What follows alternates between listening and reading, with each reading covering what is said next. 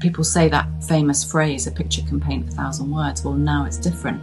You know, a few words can paint 1,000 pictures. It changed everything. That means they've seen all sorts of analogies that people haven't seen because they know about all sorts of things that no one person knows about.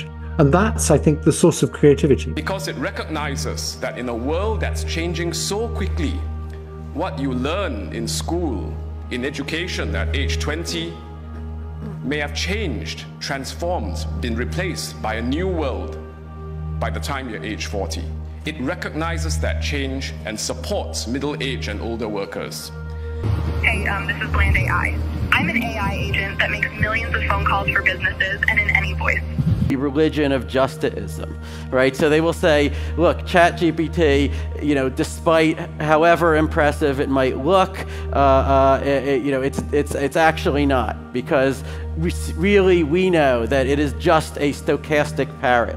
It is just a next token predictor. It is just a giant function approximator. It is just a huge autocomplete, right? And I always want to say to these people, okay, and what are you? Like, aren't you just a bundle of neurons and synapses obeying the laws of physics?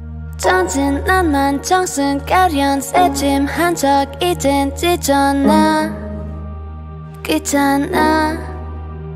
the next year, you're going to see very large context windows, agents, and text to action. When they are delivered at scale, it's going to have an impact on the world at a scale that no one understands yet. I kind of think that every business in the future, just like they have an email address and a website and a social media presence today, I think every business is going to have an AI agent that their customers can talk to in the future. I think there is no long term in our world anymore. So you have to understand what most people don't understand is the speed of the cycle, right? Okay. So you know, any company today that's doing a 5-year plan, I have no idea what they're doing.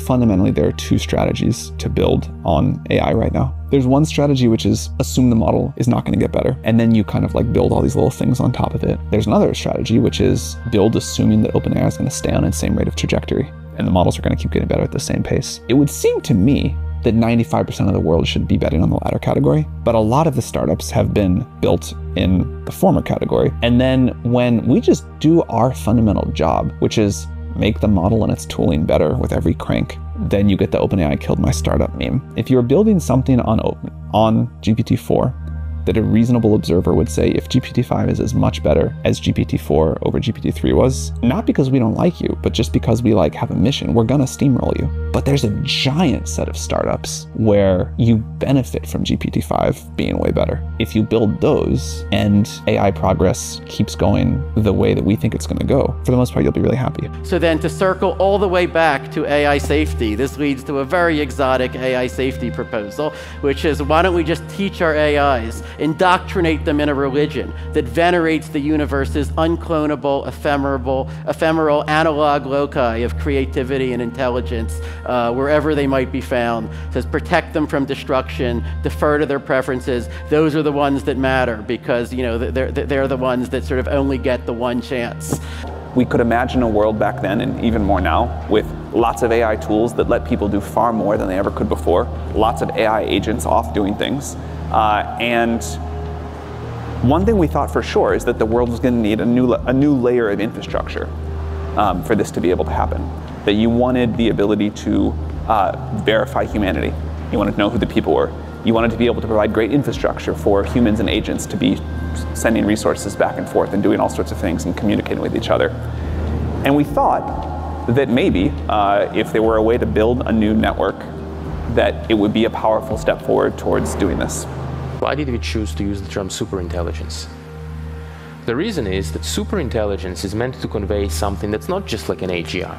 My hope is that the amount of energy that we use for artificial intelligence increases as a percentage of total energy over time. The potential positive path is so good that it will force us to rethink how should we use our time.